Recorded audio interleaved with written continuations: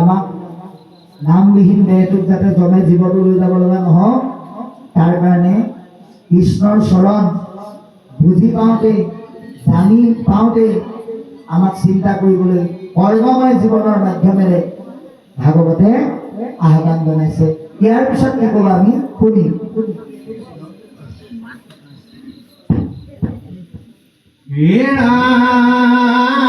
দেৱে তীৰ্থে যাব তৰিবে নপাৰো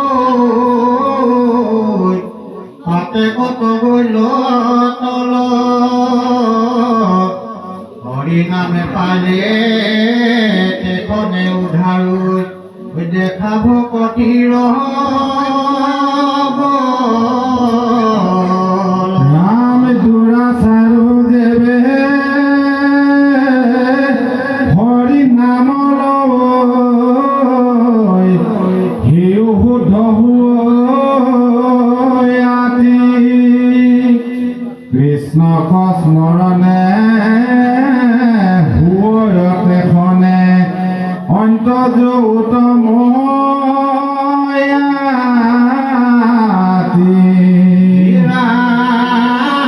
বিষয়ৰ দুখে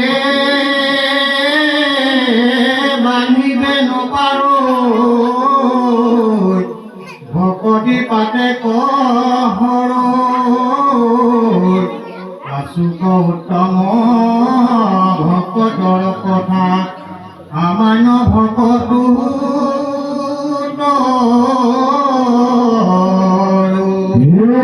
ভগতীৰ দেখি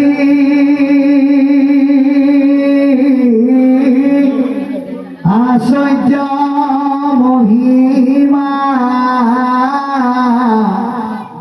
হৰিও ভৈলা বিস্ময় হেন জানি ইটো হৰি ভগতীত এৰিও ভবে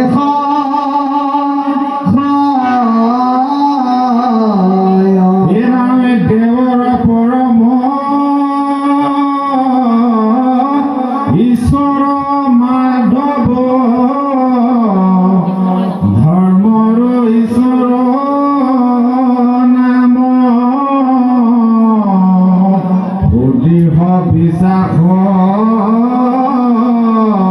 কৰি নিৰন্তৰে ডাকি বোলাৰাম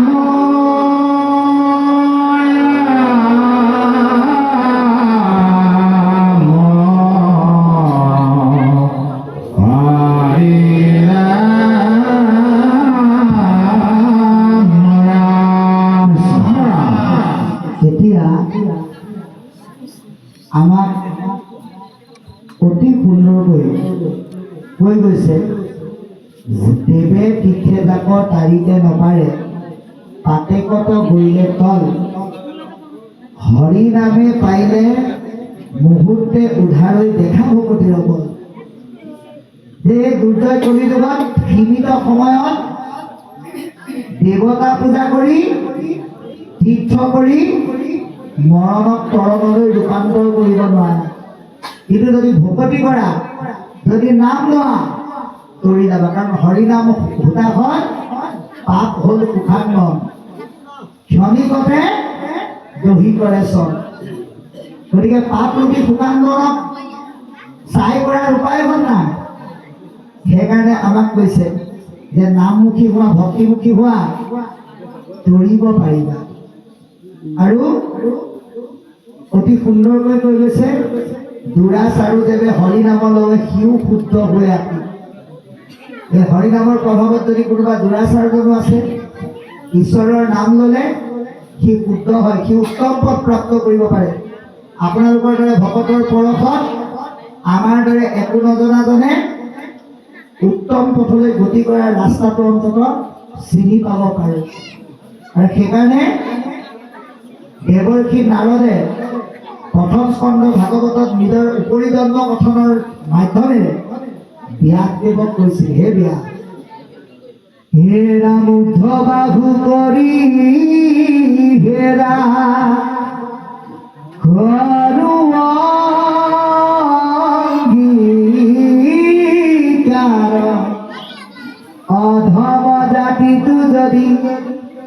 জন্ম হুৱে তাৰ যে মানুহ এজন ক'ত জন্ম গ্ৰহণ কৰিছে সেইটো ডাঙৰ কথা নহয়। আমি আজি নজনাৰ কাৰণে বেৰৰ পুষ্পিত বাণী দোহাৰি দি এইজন আমুক বংশৰ, এইজন আমুক বৰ্ণৰ, এইজন আমুক জাতিৰ বুলি উচ্চ নিম্ন ভাগ কৰিছোঁ। কিন্তু এয়া কেৱল জীৱন্ত কালতহে। মৰাৰ পিছত পৰলোকত জীৱটোক লৈ পৰলোকৰ লোকে ভাগ ভিদ নকৰে যে এইটো উচ্চ শ্ৰেণীৰ পৰা অহা জীৱ, এইটো অকণমান ওপৰত থোৱা, এইটো নিম্ন শ্ৰেণীৰ পৰা অহা জীৱ, এইটো অকণমান তলত থোৱা, এইটো ভাগ নকৰে। সেইকাৰণে আমাৰ শাস্ত্ৰই কৈছে যে আমাৰ জাতি মাত্ৰ দুটা, কি কি? হে ৰাম হৰিক ভজয় যিটো তাকে বোলে জাতি, যে হিকে নভজে হৰি সেই হিকে অজাতি। গতিকে আমি যাতে ভগৱন্তক ভজনা কৰি জাতিলৈ ৰূপান্তৰ হওঁ তাৰ কাৰণে আহ্বান জনাইছে যে নামত উচ্চ নিচ নাথাকে, সামান্যজনেও নাম লৈ কৰিব পাৰে। থাকুক সামান্য উত্তম ভকতৰ কথা সামান্য ভকতে কৰে বুলি কৈছে। এয়া হ'ল নামৰ প্ৰভাৱ। সেইকাৰণে ভকতীৰ দেখি আশ্চৰ্য মহিমা হৰিও ভৈলা বিস্ময়। ভকতীৰ যি আশ্চৰ্য অলৌকিক মহিমা, সেই মহিমা দেখি আপুনি আমি বাদ দিওঁ। খুব ভগৱন্ত নিজে আশ্চৰ্য হৈ গৈছে, ইমানেই তেওঁৰ মহিমা অনন্য। হেন জানি ইটো হৰি ভকতিক এৰিও হবে সংশয়। গতিকে ভক্তিৰ যোগেদি সংসাৰ কৰিব নোৱাৰিম বুলি সংশয় কেতিয়াও নকৰিবা। সংশয় মুক্ত হৈ নামমুখী হ'বলৈ যত্ন কৰা, কাৰণ এয়া দুৰ্লভ বস্তু, এয়া উত্তম বস্তু। বুদ্ধিৰ বিশ্বাসে কষ্ট নোপোৱাকে অপ্ৰয়াসে ৰাম বুলি হৰি বুলি তোমালোকে তৰিব পাৰিবা। বাৰু যি কি নহওক, আমাৰ উদ্যোক্তাসকলে জনাইছে, আমি আৰম্ভণিতে আপোনালোকক কৈছিলোঁ যে আপোনালোকৰ এই ঠাইখন দুটা উচ্চ সম্বন্ধৰে মই সম্বন্ধিত হৈ থকা জেগা। এয়া মোৰ গুৰুৰ জেগা, এয়া মোৰ পিতৃৰ জেগা। কিয় কৈছোঁ যে আপোনালোকৰ আৰম্ভণিতে আমি কোৱা মোৰ শিষ্য পুষ্য পুত্ৰ ৰূপে মোক স্বীকৃতি দি পিতৃত্বৰ আসনত বহুৱাই নজনা কথা, নুবুজা কথা, নিশিকা কথা বুজাই এই ভাগৱত ৰূপী নৌকাখনত এজন যোগ্য নাৱৰীয়া হৈ তেখেতৰ নাৱৰ পিছতে বহুৱাই আমাক বিভিন্ন দিশত কায়িকভাৱে নাপালেও ফোন যোগে হ'লেও কোনটো হাতেৰে গ'লে কোনটো ৰাস্তাৰে গ'লে তৰণৰ পথ পায় পুত্ৰক পিতৃয়ে জ্ঞান দিয়াৰ দৰে আমাক কৃপা কৰি আহিছে। গতিকে বাপজন আহি উপস্থিত হৈছেহি। গতিকে উদ্যোক্তাসকলে অকণমান চিনাকি কৰি দিব বিচাৰিছে। আমি তেখেতসকলক এই কাৰ্যসূচীভাগ পৰিচালনা কৰিবলৈ অনুৰোধ জনাইছোঁ। তাৰপিছতে আমি আকৌ পাঠলৈ আগবাঢ়িম। কৃষ্ণ কৃষ্ণ।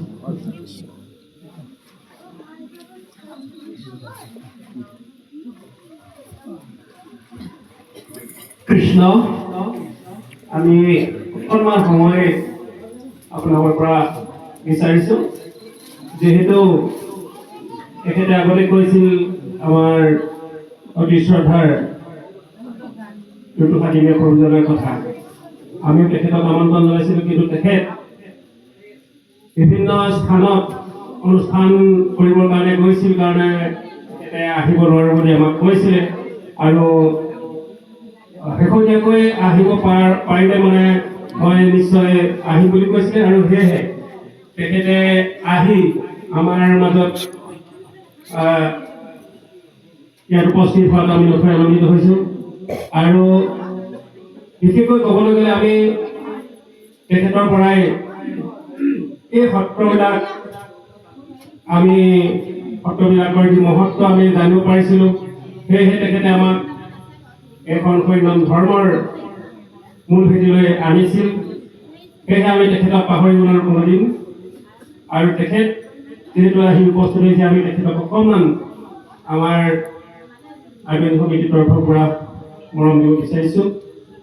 গতিকে আমি এভাগ ফুলাম বস্তুৰে তেখেতক আদৰণি জনাই আমি সন্মান জনাব বিচাৰিছোঁ। আমাৰ মাজত সভাপতি প্ৰভুজন আছে, আমাৰ শ্ৰী তৰুণ শইকীয়া প্ৰভুজনক আমি তেখেতক সন্মান জনাই সংগবদ্ধ ভাগ সম্বোধন জনাই সেৱা হৈছো কৃষ্ণ। মই ইফালে যাম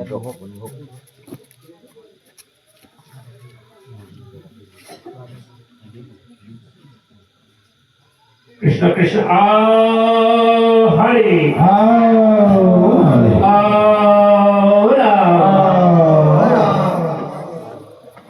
আৰু তেখেতৰ লগতে আৰু এজন আমাৰ মহা সাধু গুৰুজন একান্ত সেৱক তেখেত ৰিটায়াৰ্ড ডিচি আমাৰ টুকুখানীয় প্ৰভুজনাৰ লগতে তেখেত চাকৰিৰ ক্ষেত্ৰত একেলগে আছিল আৰু তেখেতো বৰ্তমান টুকুহাটীমাৰা প্ৰভুজনৰ লগতে উপস্থিত হৈছেহি। তেখেতৰ ঘৰলৈ আহিছিল, গতিকে আমি তেখেতকো অকণমান তেখেতকো সন্মান জনাব বিচাৰিছোঁ।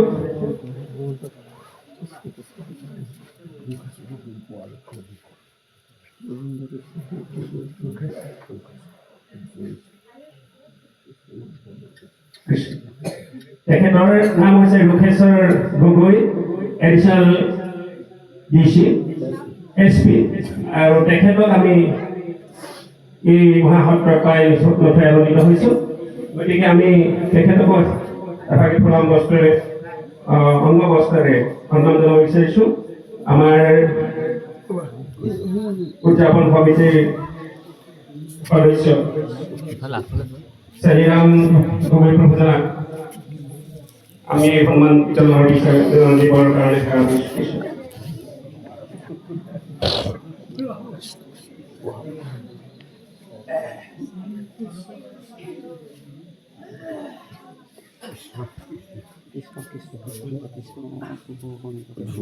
কৃষ্ণ কৃষ্ণ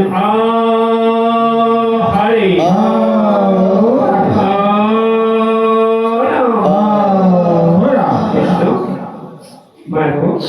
আমি পুনৰ অনুষ্ঠানৰ মাজলৈ আহিছোঁ। কৃষ্ণ অকণমান ৰ'ব, আমি যদিও পাঠ ব্যাখ্যা চলি আছে, অধ্যায় পৰিসমাপ্তি ঘটিছে, গতিকে মোৰ পিতৃ হাতীমূৰীয়া বা তেওঁলোকে আহি পাইছে, গতিকে আমি ভকতক উদ্দেশ্য কৰি 5 মিনিট সময় তেখেতক একাষাৰ বক্তব্য ৰাখিবলৈ অনুৰোধ জনাইছোঁ। যিহেতু তেখেতক আমিয়ে পঠাইছিলোঁ কাৰ্বি আংলং জিলা শাখালৈ, আমাৰ এটি অনুষ্ঠান দুদিনীয়া আছিলে, আমি এদিনে উপস্থিত থাকিব পাৰিলোঁ বিভিন্ন প্ৰান্তত থকাৰ কাৰণে। কিন্তু য'ত পিতৃ যায় তাত পুত্ৰ নগ'লেও হয়, তথাপিও আমি যৎকিঞ্চিত গ'লোঁ। কিন্তু তেখেতে আমাৰ গোটেই দায়িত্বখিনি পালন কৰি আজি নিজৰ গৃহ জিলালৈ ঘূৰি আহিছে। গতিকে পাঠ ব্যাখ্যা চলি আছে, ভকতৰ ওচৰত ক্ষমা বিচাৰিছোঁ। 5 মিনিট সময় ভকতৰ উদ্দেশ্যে এষাৰ বক্তব্য ৰাখিবলৈ আমি বাপক অনুৰোধ জনাইছোঁ। কৃষ্ণ কৃষ্ণ কৃষ্ণ মহাকৃষ্ণ সাক্ষাৎ মহাভাগৱত মোৰ পৰম শ্ৰদ্ধাৰ এই আমাৰ নামনিঙা অঞ্চলৰ শুদ্ধাত্মাসকল, আমি সকলো আত্মা সত্য যুগতে ফুৰো একেলগে তেতে ঠেৰে লগ, দাপৰ যুগত বিচাৰি ফুৰিলোঁ কলিত পালোহি লগ। কেইদিনমানৰ আলহী আমি সকলো মৃত্যুলৈ আহিলে মৃত্যু হ'বই লাগে, আমিতো মৰিব লাগিব, কিন্তু এইবাৰেই যেন আমাৰ শেষ মৃত্যু হয়। গুৰুজনে স্বয়ং কৃষ্ণই গুৰু হিচাপে অৱতাৰ লৈ আদি সত্য যুগৰ শুদ্ধ ধৰ্ম এক সৰল হৰিনাম ধৰ্ম মৃত্যুলৈ নমাই আনিলে 4টা ধাৰাত। আমি বুজি নাপাওঁ বুলিয়েই বস্তু প্ৰকাশ ঘোষাত তেওঁ মূল ধাৰাটো দেখুৱাই থৈ গ'ল নামধাৰা। আজি মোৰ এই নামনিঙা অঞ্চলৰ সমূহ ভক্তি মাতৃ আজিৰ পৰা বহু বছৰ আগতে এটি ভাগৱত অনুষ্ঠানত মোৰ হিয়া ভাঙি থৈছে। শেষত মোক তেখেতসকলে, মই কোনো ব্যাখ্যাকাৰ নহয় তেতিয়া, আৰু কোনো মই পদত থকা নাই, কিন্তু আঁৰত থাকি মই এই অনুষ্ঠানটো আয়োজন কৰিছিলোঁ। আৰু গোটেই নামনিঙিয়াত তেতিয়া 8টা নামঘৰ আছিল, এতিয়া বাঢ়িছে 2টা হৈছে আৰু 10টা হ'লগৈ। গোটেই 8টা নামঘৰৰ অন্তৰ্গত যিমানবিলাক আই মোক এনেকুৱাকৈ গামোচা পিন্ধাইছিল, মোক ঢাকি পেলাইছিল, আঁঠীখনলৈকে লেখা হ'ল। আৰু পিছত মই নেলেখিলোঁ। ব্যাখ্যাকাৰে ক'বলৈ যে এনেকুৱা এটা দৃশ্য, মনোৰম দৃশ্য বোলে মই ক'তো দেখা নাই কিয় ভাল পায় কোলা মোলা মানুহটোক গোটেই আইসকলে যিটো সন্মান যাচিছিল মই জীৱনত হয়তো এইটো জন্মত পাহৰিব নোৱাৰোঁ। তাৰ পৰাই এটা গছপুলি ৰোৱা হৈছিল সঞ্জীৱনী প্ৰাথমিক নামত, এতিয়াও সজীৱ হৈ আছে। আৰু মই ইমান সেইদিনাখন আহি আনন্দ পালোঁ। বাকী 9টা নামঘৰৰ সকলো ভকতে সহযোগিতা কৰিছে, সেইটোত মই পৰম আনন্দ লাভ কৰিলোঁ। আৰু আমাৰ সুপুত্ৰ বিনীত ইয়ালৈ অহাৰ কথা যেতিয়া আলোচনা হৈছিল, বৰুৱাবাবুৰ লগত আলোচনা কৰিছোঁ আৰু বিনীতৰ দ্বাৰাই ইয়াত পুলি পোখা বহুত বাঢ়িব বুলি মোৰ অন্তৰত বিশ্বাস আছে। আজি ইয়াত থকা মই পদূলি মুখতো বহুত যুৱকক লগ পাইছোঁ, একান্ত চিতে শুনি আছে। মই বৰ বেছি সৰু কথা নকওঁ, আপোনালোকে সকলোৱে জানে মোৰ সীমিত জ্ঞান। মই অকল ৰামকৃষ্ণ গোপাল গোবিন্দ কৈ ভাল পাওঁ আৰু মোৰ চোতা পালে মই তেওঁলোকক নাম ল'বলৈ কওঁ, সিমানেই জ্ঞান আৰু মোৰ একো জ্ঞান নাই। আৰু সেই নামৰ ফলতে আজি অসমৰ এনেকুৱা এটা চুক নাই যিটো চুকত লৈ মই যাবলগীয়া নোযোৱাকৈ থাকিবলগীয়া হৈছে। মোক সকলোৱে মাতিছে, গৈছোঁ আৰু যি আমি তাতে আগবঢ়াইছোঁ তাতেই সন্তুষ্ট হৈছে। গতিকে আমি আপোনাৰ সবৰ আশীৰ্বাদ সদায় হৃদয়ত ল'ম আৰু জগতত সবাতোতকৈ সৰু হৈ কেৱল মাত্ৰ নামেৰে সৈতে বাকী থকা সময়কণ পাৰ হ'বৰ কাৰণে চেষ্টা কৰিছোঁ। আৰু বিনীতৰ এই অমৃত বাণী আপোনালোকে যি একান্ত চিতে শ্ৰৱণ কৰি আছে আৰু সাগৰ হৈ আছে, আপোনাৰ সবে সহযোগিতা আগবঢ়াওক। মোৰ বিশ্বাস আছে এই শুদ্ধাত্মাটিয়ে একেবাৰে শুদ্ধ সত্য বস্তুটো আপোনালোকৰ হিয়াত ভৰাই দিব পাৰিব। গতিকে মই সময় নলৈ অমৃত পানৰ কাৰণে ময়ো আহিছোঁ, শুই পেলাই দুয়ো উঠি গাটো তিয়াই আহিছোঁ। আজি 3 দিন টোপনি ক্ষতি আৰু কালি বৰ ডাঙৰ ভাল অনুষ্ঠান এটা তাত হৈ গৈছে আৰু নামঘৰটো ইয়াৰ পৰা চালে সিমূৰ নেদেখে। আমি কি বৰ্ণনা কৰিম আৰু বিনীতেই হয়তো কৈছে কৃষ্ণ কৃষ্ণ মাধৱ কৃষ্ণ মাধৱ। মোৰ কথা ওলোৱা নাই, বাপুসকল ক্ষমা কৰি দিব। মোৰ পিতৃ ধন্যবাদ জনাই পুনৰ পাছলৈ আগবাঢ়িছোঁ। পদ এৰা নিগদতি শুভ শুনি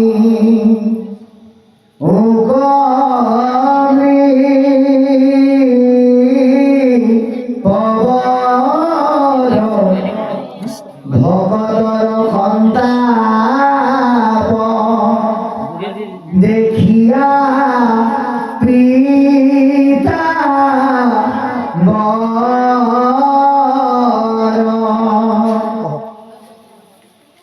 ভৈলতয়াকুল কৃষ্ণ জগত জনক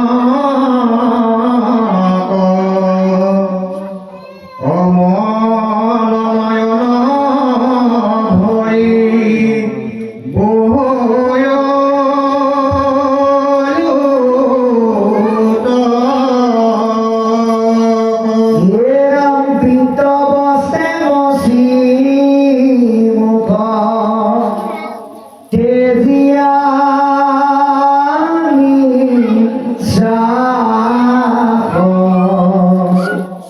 স্নেহে উধৱক ধৰি বুঢ়িলায়া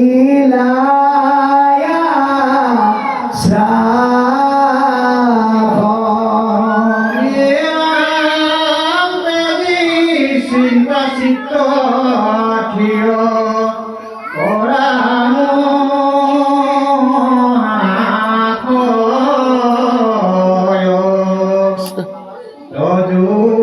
দুখ দেখি মোৰ নৰহে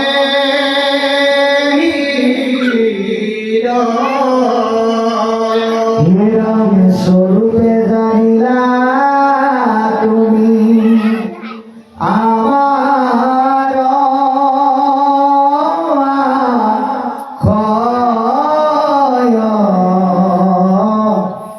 বংশ হৰি চলি বুঢ়ী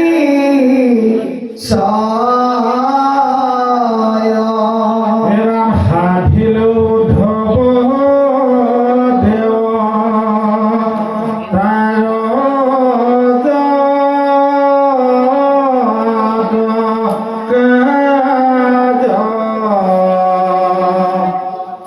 নাথাকিব এই ঠাইত মাত কি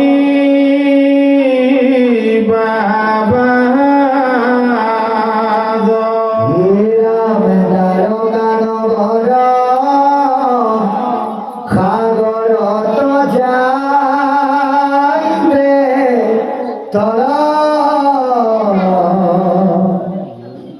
মই গইলে দুগত মিলিবে বিব গল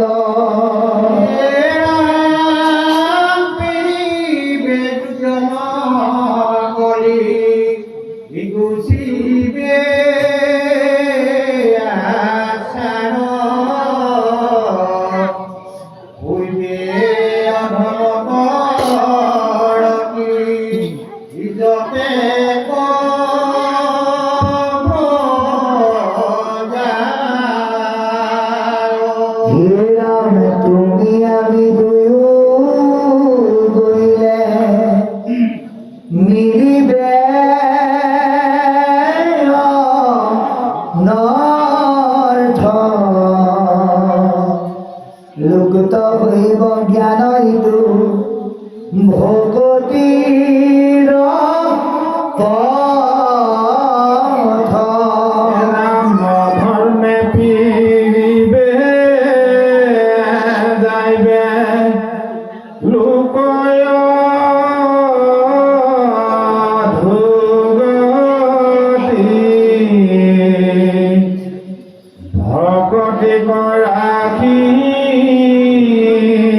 তুমি থাকিও সম্প্ৰতি এতিয়া ইয়াৰ মাধ্যমেৰে আমাক কি ক'লে আমি পদবন্ধে আলোচনা কৰিম যে নিগদতি শুভ কলিযুগ নৃপৱৰ মহামুনি শুকদেৱে পৰীক্ষিত ৰজাক কৈছে, হে ৰাজন, হে নৃপৱৰ, তুমি এটা কথা মনত ৰাখিবা, ভগৱন্তই চব সহ্য কৰিব পাৰে, কিন্তু এটা বস্তু তেওঁ সহ্য কৰিব নোৱাৰে, সেইটোৱে হৈছে ভকতৰ দুখ, ভকতৰ সন্তাপ, ভকতৰ মনোকষ্ট ভগৱন্তই কেতিয়াও সহ্য কৰিব নোৱাৰে। সেইকাৰণে কৃষ্ণ যাওঁ বুলি কোৱাৰ লগে লগে উদ্ধৱে কান্দোতে তেওঁ নিজেও চকু পানী ওলাইছে আৰু আমাক এটা বৰ ডাঙৰ কথা ক'লে যে আপুনি আমি কেতিয়াবা কৰ্মব্যস্ততাত পৰি ভকতৰ গুৰিলৈ যাব পৰা নাই, ভগৱন্তই সেইটো বেয়া নাপায়। ভগৱন্তই আপোনাক কেতিয়াহে বেয়া পাব, যদি বাৰান্দাৰ চকীখনত বহি নামঘৰলৈ চুৰিয়া পিন্ধি অহা ভকতজনক দেখি আপুনি নিন্দা কৰে, সেইটো ভগৱন্তই আটাইতকৈ কষ্ট পায়। আৰু সেইকাৰণে নিন্দা কৰা ভকতজনক, যিজন ব্যক্তিয়ে এজন ভকতক নিন্দা কৰে, সেইজনৰ ভগৱন্তই কেইটামান বস্তু কমাই দিয়ে বুলি কৈছে। কি কি কমাই দিয়ে বাৰু? অ মোৰ ভকতক যিটো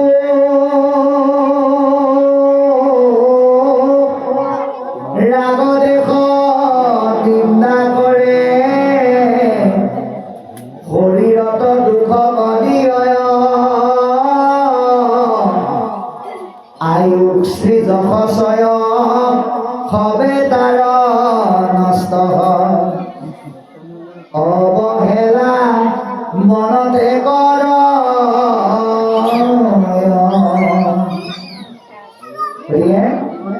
ভকতক নিন্দা কৰা লোকজনৰ ভগৱন্তই এক নম্বৰতে কমাই দিব আয়ুস। আপুনি যদি 80 বছৰলৈ আহিছিল, ভাল কাম কৰা ব্যক্তিজনৰ জীৱনত আপোনাৰ আয়ুসটো নি পেলাই প্লাছ কৰি দিব আৰু আপোনাৰ আয়ুস কমাই পেলাব। চি চেহেৰা ঘিউ মৌলৈকে খালেও হাড়লৈকে শুকাই যাব বুলি কৈছে, আৰু যশ মান হ্ৰাস পাব। সেইকাৰণে ভকতক দুখ দিয়া কথা আমি বাক্যৰে প্ৰয়োগ কৰিব নালাগে। ধৈৰ্যন্ত আকুল কৃষ্ণ জগত জগত উদ্ধৱস্বৰূপ ভকতৰ দুখ দেখি জগতৰ অধিপতি ভগৱন্ত ব্যাকুলিত হৈ পৰিছে। কমল নয়ন ভৰি বহয়লুত তেওঁৰ পদুম ফুল সদৃশ চকুৰ পৰা অশ্ৰু নিগৰিবলৈ আৰম্ভ কৰিছে।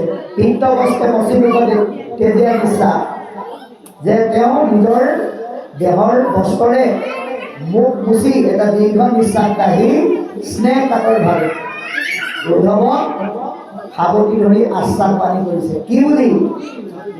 তেজী চিন্তা চিত স্থিৰ কৰা মহাশয়, যে হে উদ্ধৱ, তুমি মই যামগে বুলি কান্দি কান্দি চিন্তা কৰি তোমাৰ মনটো অস্থিৰ কৰি নুতুলিবা। তুমি তোমাৰ চিত মন স্থিৰ কৰা। গতিকে আমি আমাৰ চিতটো ভক্তিৰ প্ৰভাৱে ক্ৰিয়া কৰিবলৈ হ'লে আমি স্থিৰ কৰি ৰাখিব লাগিব।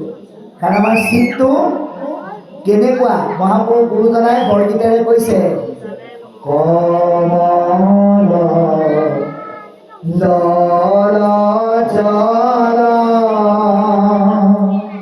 চিত্ত চঞ্চল স্থিৰ ৰোগে তিল এক। আমাৰ চিত্তটো পদুম ফুলৰ দৰে চঞ্চল, ইয়াৰ স্থিৰ কল্পনা নাই। যেতিয়ালৈকে ভাগৱতৰ যোগেদি ভৱ হৈ হৰণ কৰিব নোৱাৰে। গতিকে চিন্তাবিলাক মই যামগে বুলি, তুমি অকলশৰীয়া হ'বা বুলি, এই কথাবিলাক চিন্তা কৰি নাথাকিবা। আমি বহুতে কেতিয়াবা সাংসাৰিকসকলেও এই কথা চিন্তা কৰোঁ। আমি অহংকাৰ কৰোঁ, নিজৰ ঘৰৰ পুত্ৰ ভাৰ্যাকে কওঁ কি বুলি, যে তহঁতে এতিয়া আৰামত খাইছ, মই নাথাকিলে কি কৰিবি, তহঁতৰ দেখোন দিনতে আন্ধাৰ। এই কথাটো আমি কেতিয়াও ক'ব নালাগে। কাৰণ ঈশ্বৰে এৰিলেহে অকলশৰীয়া হয়। কোনোবাই কাৰোবাক এৰি থৈ গ'লে সেইজন কেতিয়াও অকলশৰীয়া হ'ব নোৱাৰে। গতিকে তজু দুখ দেখি মোৰ নখহে হৃদয়, তোমাৰ দুখ দেখি মই নিজেও সহ্য কৰিব পৰা নাই। স্বৰূপে জানিলা তুমি আমাৰ আশয়। ভগৱন্ত এই ধৰাধামলৈ কিয় আহে? অন্ততঃ অইনে নাজানিলেও তুমি জানা। অৰ্থাৎ ভকতে ভগৱন্ত এই পৃথিৱীলৈ কিয় আহে জানে। ভগৱন্ত পৃথিৱীলৈ কিয় আহে? কুন্তীৰূপী ভকতে সুন্দৰকৈ স্তুতি কৰি কৈছে, তুমি এই ধৰালৈ কিয় আহা? হে ৰাম অনন্ত চৰিত্ৰ কথা কৰিবা প্ৰচাৰ,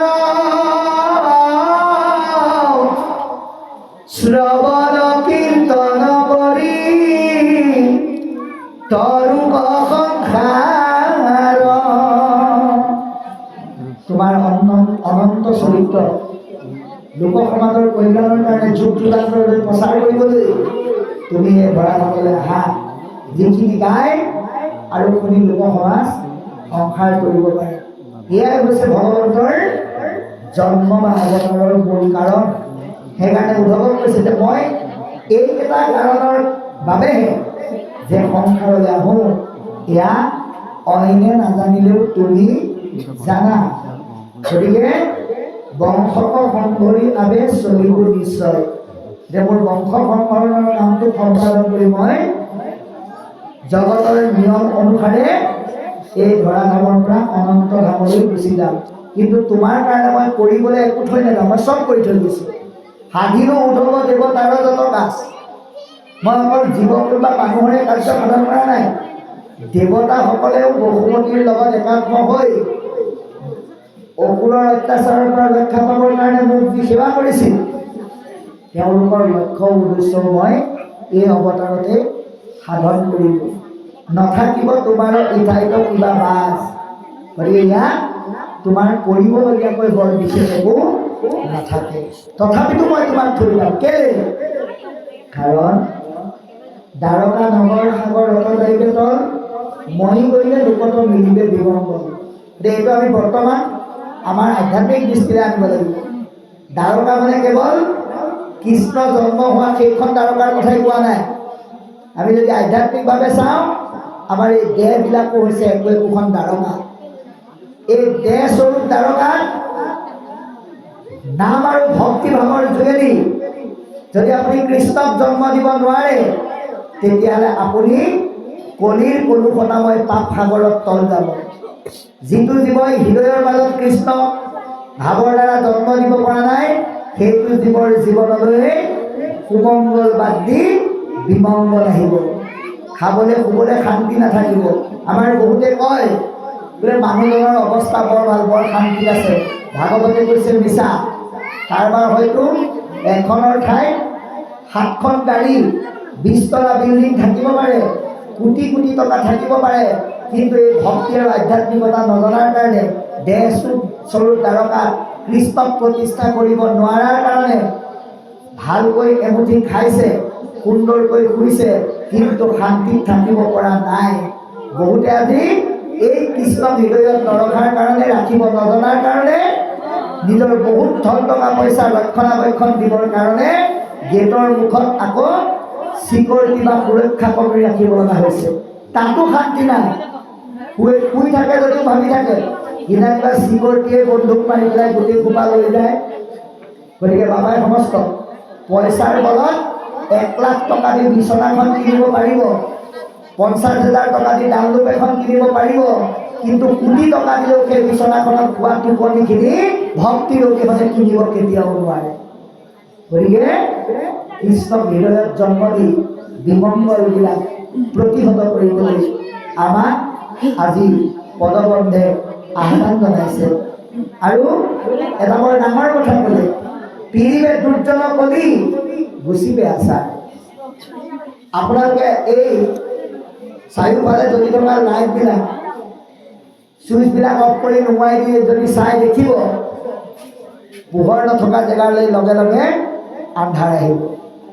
গতিকে আমি যদি আমাৰ জীৱনত ভাগৱতে দিয়া পৰামৰ্শৰ যোগেদি দেহ স্বৰূপ দ্বাৰকাত কৃষ্ণক প্ৰতিষ্ঠা কৰিব নোৱাৰোঁ, তেতিয়াহ'লে আমাৰ জীৱনতো কলিৰূপী আন্ধাৰে সাংঘাতিকভাৱে গ্ৰাস কৰিব।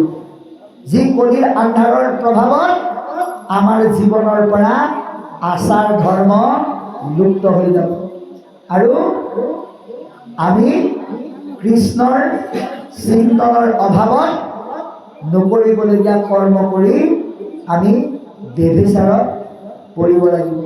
সেইকাৰণে কৈছে যে পিৰিবে দুৰ্জন কলি, কলিয়ে আহি কৃষ্ণবিহীন দেহটো চাৰিওফালৰ পৰা বেৰিব। কেনেকৈ? আপোনাৰ প্ৰত্যেকৰে দেহত কৃষ্ণ থাকে, কিন্তু কৃষ্ণ থাকিলেও সকলোকে তেওঁ সহায় কৰোঁ বুলি নকৰে। যিজনে ৰাখিব নাজানে সেইজনৰ লগত তেওঁ নিমিত্ত মাত্ৰ থাকে, সহায় কিন্তু নকৰে। গতিকে ভকতক কৰে, কাৰণ ভকতে কৃষ্ণক ৰাখিব জানে। সেইকাৰণেই কৈছে যে কলিৰ দৌৰাত মই চাৰিওফালৰ পৰা উৎপীড়ন চলাব কৃষ্ণবিহীন জীৱটো, আৰু অধৰ্মত গতি হৈ যাব। তুমি আমি দুয়ো কৰিলে মিলিবে অনৰ্থ। আজি যদি ভগৱন্তই এই ধৰাধামৰ পৰা গুচি যোৱাৰ পিছত ভাগৱতৰ যোগেদি ভগৱতৰ দ্বাৰা নাম বস্তুৰ মাধ্যমেৰে ভক্তি তত্ত্ব দি থৈ নগ'লহেঁতেন, তেতিয়াহ'লে এই কলিৰ প্ৰভাৱত গোটেই জীৱকুল, সমস্ত মানৱ সমাজ অনৰ্থত ভুগিব লগা হ'লহেঁতেন। কিহৰ প্ৰভাৱত? ভক্তিৰ বিলুপ্তকৰণৰ প্ৰভাৱত। সেইকাৰণে কৈছে অধৰ্মে পিৰিবে ৰূপ যাইবে অধুগতি। যেতিয়া ভক্তিৰূপী ভাৱনাৰ দ্বাৰা কৃষ্ণ অনুভৱ কৰিব নোৱাৰিব, কলিৰূপী অধৰ্মই চাৰিওফালৰ পৰা বেৰিব, আৰু সেই কলিৰ প্ৰভাৱত সেই জীৱটো ধ্বংসমুখী ৰাস্তালৈ গতি কৰিব লাগিব। সেইকাৰণে আমাক সাৱধান কৰি দিছে, কি বুলি? ভগতিক ৰাখি তুমি ৰহিও সম্প্ৰতি। গতিকে আমি ভগতিক ৰক্ষা কৰি যাতে সমাজত থাকিব পাৰোঁ, তাৰ কাৰণে এয়া আহ্বান জনালে। তাৰপিছত কি ক'ব আমি পদবন্ধে শুনিম।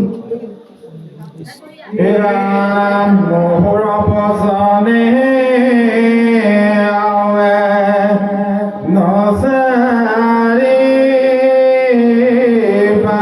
ভূমি শ্ৰৱণ কীৰ্তন প্ৰভু তাইবা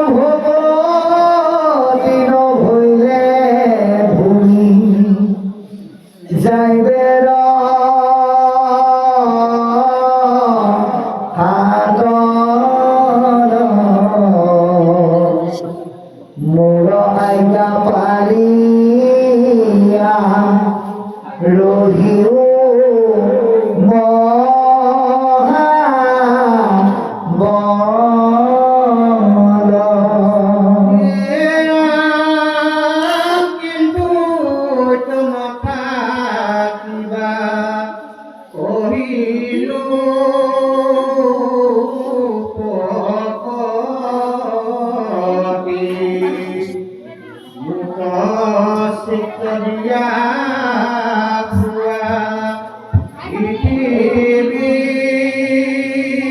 প্ৰদতি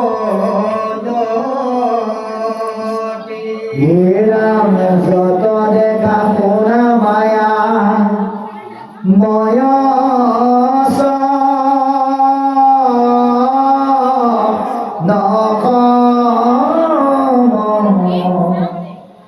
হৰিময় দেখি দূৰ কৰা মতি ভ্ৰম হে ৰাম জ্ঞান কৰ্ম ভকতি হে লোকাৰি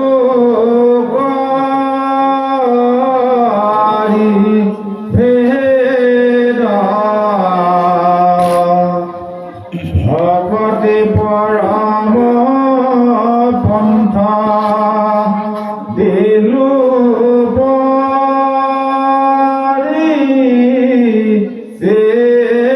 সেনা হে ৰাম আহিগে উত্তম গতি ভগতি তব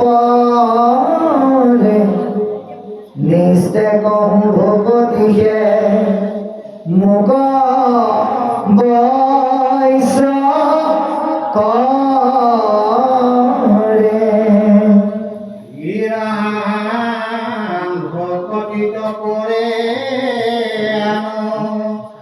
নজানি বাহকি হেন শুনি উভবে মোক চিয়ামু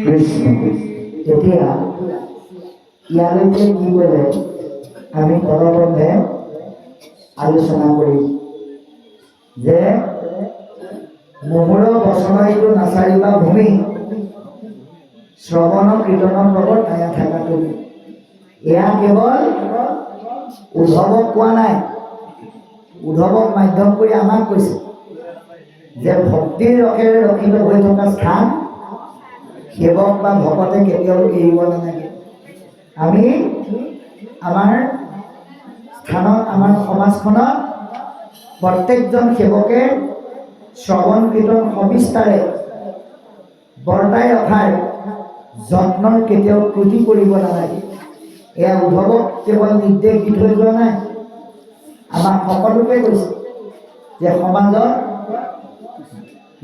বেয়াবিলাক প্ৰতিহত কৰিবৰ কাৰণে শ্ৰৱণ কীৰ্তনৰ গতিবেগ বৃদ্ধি কৰা কাৰণ সমাজত যদি এটা বস্তুৰ অভাৱ ঘটে তেতিয়াহ'লে গোটেই পৃথিৱীখন ৰসাতলে যাব কি বাৰু ভকতি নভৰিলে ভূমি যাইবে ৰসাত এতিয়া ভূমি মানে গোটেই বিশ্বপথৰ কথা কোৱা নাই যদিও বিশ্বখনৰ কথা কৈছে আপুনি নিজৰ স্থানটোৰ কথাই ভাবক আপোনাৰ গাঁওখনত আপোনাৰ অঞ্চলটোত আৰু আপোনাৰ ঘৰখনত যদি ভকতিৰ অভাৱ ঘটে তেতিয়াহ'লে আপোনাৰ ঘৰখনত অভাৱ ঘটিলে ঘৰখন নষ্ট হ'ব কোনেও কাকো নমনা হ'ব গাঁওখনত যদি ভকতি নাথাকে গাঁৱৰ লোকসকলে ইজনে সিজনক নমনা হ'ব আৰু অঞ্চলটোত যদি থাকে তাতো সেই একেধৰণৰ অৱস্থা হ'ব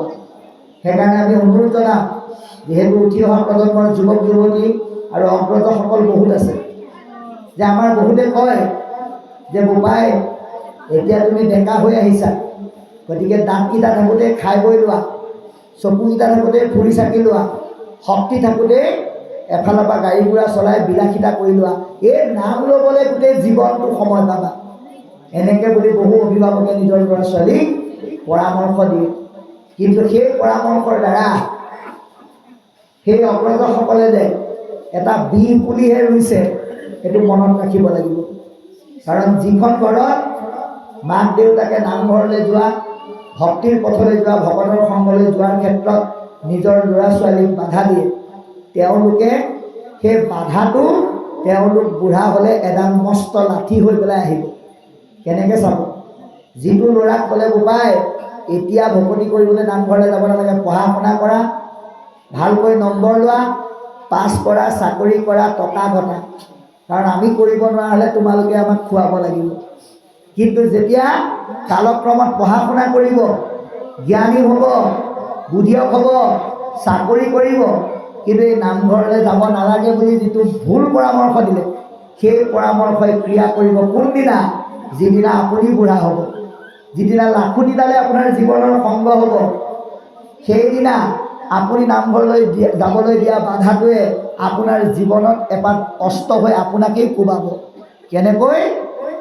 সেই নামঘৰলৈ যাবলৈ হাত দিয়া ল'ৰাটোক যদি আপুনি কয় যে বোপাই এই কামটোৱে তই এনেকৈ কৰিব নালাগিছিল, লগে লগে আপোনাক দেউতা আপুনি ঠিকেই কৈছে বুলি নকয়, উল্টাই আপোনাক ধমকি দিব। কেনেকৈ?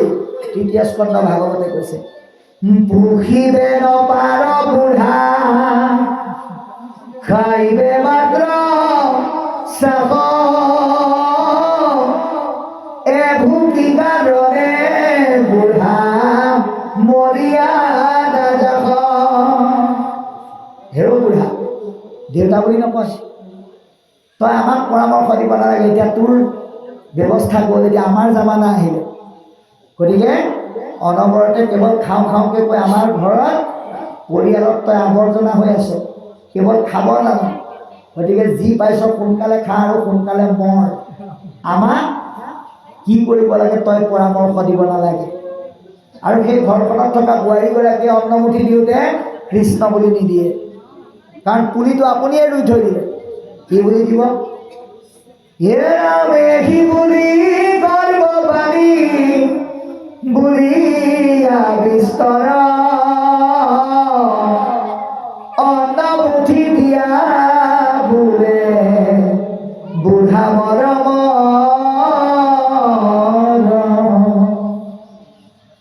হেৰ বুঢ়া, এই সোপা সোনকালে খা আৰু সোনকালে মৰ। গতিকে ভক্তিবিহীন ঘৰখনত মাক দেউতাকক পুত্ৰ বোৱাৰীয়ে কৰা ব্যৱহাৰটো কাৰ লগত তুলনা কৰিছে জানে? হে ৰাম বুঢ়া বলধ যেন গৃহস্থেনা দৰে, আকক বাক পুত্ৰ ধনে সেই মতে কৰে। হাল বাব নোৱাৰা বুঢ়া বলদটোক গৃহস্থই যেনেকৈ শুকান ঘাঁহ কেইডালমান দি থৈ দিয়ে, ঠিক ভক্তিবিহীন ঘৰখনতো মাক দেউতাকক পুত্ৰ কন্যা বোৱাৰীয়ে কৰা ব্যৱহাৰ একেই বুলি কৈছে। আৰু সেইকাৰণে বাৰে বাৰে কৈ গ'ল যে শ্ৰৱণ কীৰ্তনৰ মাধ্যমে ভক্তি প্ৰৱৰ্তন কৰা, নহ'লে যি ঠাইতে ভক্তিৰ প্ৰভাৱ নাথাকে সেই ঠাই অধোগতি যাব, সেই ঠাই ৰসাতলৈ যাব। গতিকে মোৰ আদেশ বুলি তুমি সেই কথা মানি চলা বুলি উদ্ধৱক মাধ্যম কৰি ভকতক কৈছে। কাৰণ কিন্তু ঐত নাথাকিবা কহিনো প্ৰগতি, আমি সেই ঠাইত থাকিব নালাগে ক'ত? য'ত নাম নাই, য'ত ভকতিৰ প্ৰভাৱ নাই, য'ত গ্ৰাম্য কথা চলে, সেই ঠাইত আমি কেতিয়াও থাকিব নালাগে। মুত চিত দিয়া ফুৰা পৃথিৱী প্ৰগতি, তুমি মোক অন্য একো দিব নালাগে। আজি আপুনি ভগৱানক বা ভকতক কিবা দি পেলাই সন্তুষ্ট কৰিব নোৱাৰে, খুৱাইও সন্তুষ্ট কৰিব নোৱাৰে। আপুনি চাব, কোনোবা এজন ব্যক্তিক যদি আপুনি সকামলৈ মাতে, সকাম ভঙাৰ পিছতে 2-4জন ব্যক্তি গোট খাই আলোচনা কৰিব, আমুকৰ ঘৰত সেৱালৈ তোমাক মাতিছিলে নাই? বোলে মাতিছিলে। গৈছিলে নাই? বোলে নগ'লোঁ। বোলে নগ'লা, ভালেই কৰিলা। বোলে কেলে? বোলে মাটি দালি নিসিজিলি, আলুত নিমখেই নহ'ল, বিভিন্ন বদনাম। আৰু আমুকৰ ঘৰৰ সেৱালৈ যাওঁতে 200 টকা আৰু গামোচা দিছে, ইহঁতৰ ঘৰত 11 টকাহে দিলে। গতিকে কাকো খুৱাই আৰু দি সন্তুষ্ট কৰিব কোনেও নোৱাৰে। সেইকাৰণে আমি ভকত ভগৱন্তলৈ এটা বস্তুৱে দিব লাগে, সেইটোৱে হৈছে চিটটো। আমি ভগৱন্তই আমাৰ পৰা একো বিচৰা নাই, কাৰণ মোৰ দ্ৰব্যকে তোমালোকে মোক দি কিমান সন্তুষ্ট কৰিবা। সেইকাৰণে আমি শুদ্ধ ভাৱনাৰ দ্বাৰা চিন্ময় ঈশ্বৰৰ বিৰোধী আমি য'তেই নাথাকোঁ ত'তেই আমি প্ৰসন্নতা লাভ কৰিব পাৰিম। জগ দেখা সবে মায়াময় স্বপ্নখন হৰিময় দেখিলো ন কৰা মৰি ভ্ৰম। যে আমি যিমানবিলাক দেখিছোঁ ঈশ্বৰৰ অস্তিত্বৰ অবিহনে আমি যদি গোটেই সমাজ ব্যৱস্থাটো চাওঁ সকলোবিলাক মায়াময়, সকলোবিলাক মই আৰু মোৰ এই ভাৱত বুৰি আছে। গতিকে এই মায়াক প্ৰতিহত কৰিবৰ কাৰণে সমস্ত জীৱৰ মাজত হৰিময় ভাৱনাটো ল'ব লাগিব। সকলো জীৱতে ঈশ্বৰ আছে বুলি ভাবিব লাগিব। সেইকাৰণে সকলো জীৱতে ঈশ্বৰ আছে এই ভাৱটো বাৰু কোনে লৈ আমাক দেখুৱাই দিলে? প্ৰথম স্কন্ধ ভাগৱত অশ্বস্থমাই যেতিয়া পঞ্চ পাণ্ডৱৰ 5টা পুত্ৰৰ মূৰকেইটা কাটি লুকুৱাই থৈ দিলে, কৃষ্ণৰ লগত অৰ্জুনে গৈ অশ্বস্থমাক ধৰি আনি দ্ৰৌপদীৰ ওচৰত ঠেকেচা মাৰি পেলাই দিলে। দ্ৰৌপদীয়ে তেতিয়া পুত্ৰ হত্যাকাৰীক শাস্তি দিয়া বুলি কিন্তু ঘোষণা কৰা নাই। কি বুলি কৈছে? হে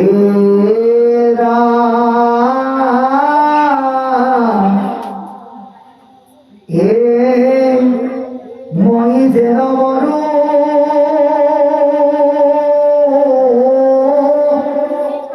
পুৰী পুত্ৰ সুগে অগণি হিয়াদ হয়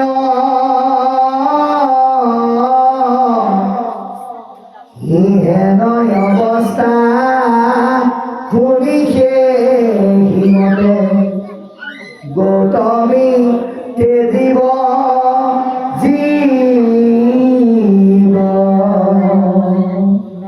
হাহাকাৰ কৰি গুৰুৰ পুত্ৰৰ প্ৰণামীৰা পাও চুই মেলা মেলা বান্ধ ইহাদ দুখে অধিকে উধাই জুই। গতিকে হে মোৰ অগ্ৰজসকল, হে মোৰ স্বামী, হে মহাভাগিনীসকল, তোমালোকে মই যদি সঁচাকৈ সুখী হোৱাটো বিচাৰা, মই যদি শান্তিত থকাটো বিচাৰা, তেতিয়াহ'লে তোমালোকে আৰু এগৰাকী মাতৃৰ চকুৰ পানী পৃথিৱীত পৰিবলৈ নিদিবা। কাৰণ মই 5টা পুত্ৰৰ বিয়োগত যেনেকৈ দগ্ধ হৈছোঁ, গৌতমী আইগৰাকীৰ এটাহে ল'ৰা। গতিকে আৰু এজন পুত্ৰৰ দুখত মাতৃয়ে চকু পানী টুকাটো মই নিবিচাৰোঁ। এই বুলি পুত্ৰৰ হত্যাকাৰীক গুৰুপুত্ৰ বুলি যি ভৰিত ধৰি সেৱা কৰিছে, সেইটোৱে হৈছে ব্ৰহ্মময় ভাৱনা। শত্ৰু মিত্ৰ এই দুইটাক ঈশ্বৰময় ভাৱনাৰে জয় কৰিবলৈ আমাক হৰিময় ভাৱনাৰে জয় কৰিবলৈ আহ্বান জনাইছে। কাৰণ আমি তাৰ এই হৰিৰ অস্তিত্বক বাদ দি আমি যিমানবিলাক দেখা শুনা কৰিছোঁ, এই সকলোবিলাক মায়াময়, সপোনৰ দৰে। এজন দিন হাজিৰা কৰা মানুহেও লালকাল টোপনিত সপোনত গৈ ৰাষ্ট্ৰপতিৰ ঘৰত একেলগে বহি পেলাই ভাত খাব পাৰে, কিন্তু সাৰ পোৱাৰ পিছত সেই ৰাষ্ট্ৰপতিৰ বিল্ডিঙো নাই, সন্মুখত ডাইনিঙো নাই। গতিকে মায়াও ঠিক তেনেকুৱাই। এই ধৰাৰ পৰা গুচিবলৈ সকলোবিলাক আঁতৰি যাব। সেইকাৰণে কৈছে কি বুলি? নাহিকে উত্তম গতি ভগৱতী কৰে। তাৰ আগত কৈ জ্ঞান কৰ্ম ভগৱতী কহিনো কৰি ভেদ ভগৱতী পৰম পদ দিনো কৰিছিল। ভগৱন্তই সংসাৰকৰণৰ কাৰণে অজস্ৰ পদ সৃষ্টি কৰিছে, কিন্তু তাৰ ভিতৰত 3টা মাৰ্গ আমাক দেখুৱাই দিলে আৰু ক'লে এই 3টাৰ ভিতৰত আমাৰ এটাহে শ্ৰেষ্ঠ পৰম পথ। আপোনালোকৰ এই নামডঙীয়া এই গাঁৱলৈ আহিবলৈ যেনিবা 4টামান ৰাস্তা আছে। কোনোবাই যেনিবা ঠিকনা দিলে 4টা ৰাস্তাৰ ভিতৰত আপুনি যিকোনো এটা ৰাস্তাই আহক, কিন্তু মনত ৰাখিব এটা ৰাস্তাইদি আহিলে কিন্তু স্পীড ব্ৰেকাৰ ঢেৰ পাব। এটা ৰাস্তাত আকৌ গোটেই শিলগুটি আৰু গাঁত, এটা ৰাস্তা কিন্তু সমান পকা আৰু সোনকালে পাবহি। যে আপুনি কোনটো ৰাস্তাৰে আহিব? যিটো ৰাস্তা সমান পকা আৰু সোনকালে পায় সেইটো ৰাস্তাৰেহে আপুনি আহিব। গতিকে আমাক আজি ভাগৱতে এই 3টা মাৰ্গৰ ভিতৰত ভক্তিৰ পথটো অতি মসৃণ আৰু সহজ বুলি জনাই দিয়ে। এই পথেহে আমাৰ জীৱনক উত্তম গতি প্ৰদান কৰিব পাৰে। কাৰণ এই ভক্তিত ইমানেই প্ৰভাৱ আছে, যি প্ৰভাৱে ভগৱন্ত ক'বলৈ ভকতৰ বশ কৰি দিয়ে। ভগৱন্তই কৈছে মই কাৰো দাস নহওঁ, কিন্তু মই ভকতৰ দাস। কোনজন ভকতৰ দাস? মহাপ্ৰভু মাধৱদেৱে কৈছে, অ ভগৱন্ত দেৱ নিগদতি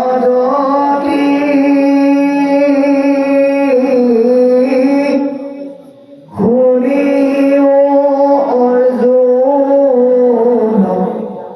মহামতি তোমাত বহু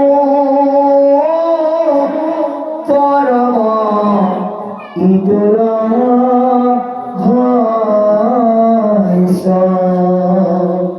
এৰ ৰহস্যটো কি? ঐশ্বৰ্য বিভূতি বলে কবে ধৰে মুখজিতু নৰুতমে সিউ হইল মূৰ ময়ূ হই লোটাৰ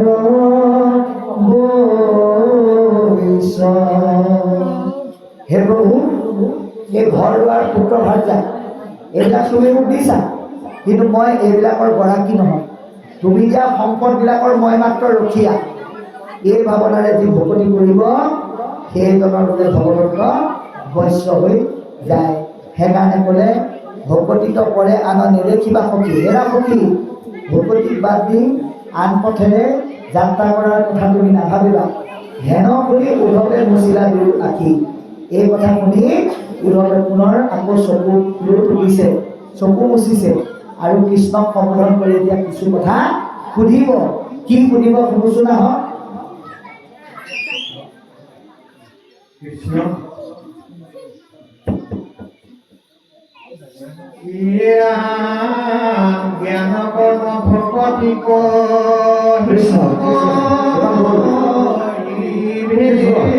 কৃষ্ণ আমি গাই দিছো। ভগৱতী পৰম পন্থ দিলো হে ৰাম হে প্ৰাণ বন্ধু কৃষ্ণ কৃষ্ণৰ চৰণ চিন্তি তেজিয়া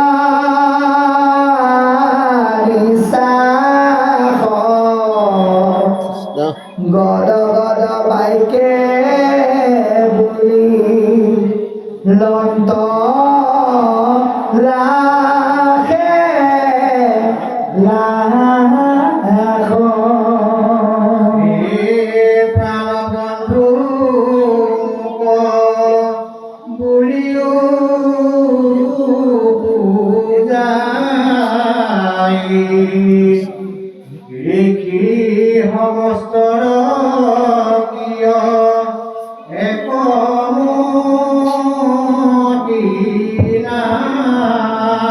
হে রাম কেহু বোলে করবে কেহু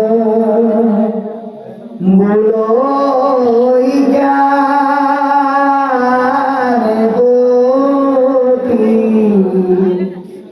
তোমার সর্বত পথ কেবলে ভক্তি বেদ বাক্যে দিয় ভৈলম বেদ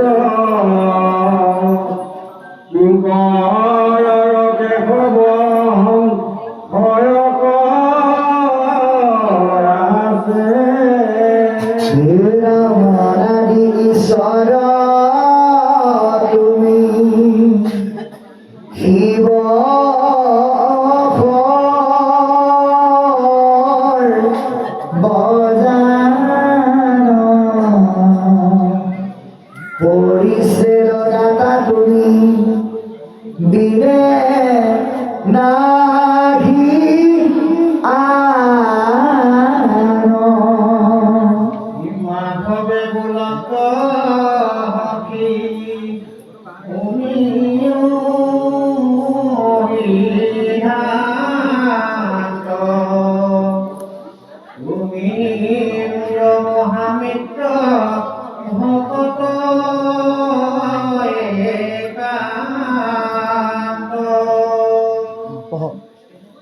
হে ৰাম পুৰুষ প্ৰলয়ত নষ্ট ভৈল বেদবাণী কহিলো ব্ৰহ্মাক মই উধাৰি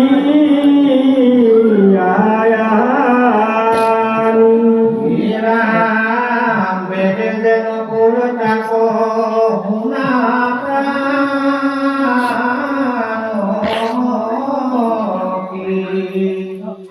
মায়াময় বেদ ধৰ্ম